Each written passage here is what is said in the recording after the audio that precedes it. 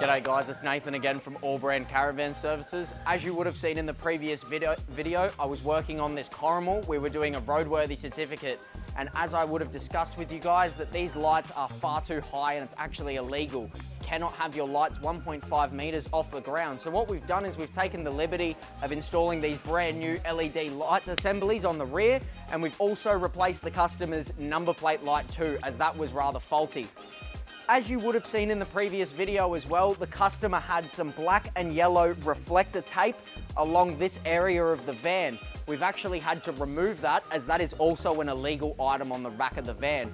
The only coloured allowed reflector tape you are allowed to have on your van is the red and yellow, as you can see down here.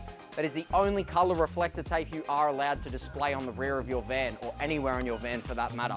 If you guys have any more questions on what we do here or what we do with the Roadworthy Certificates and gas certs, please don't be shy to give us a call or come on down and say g'day. We're always happy to see our friendly customers.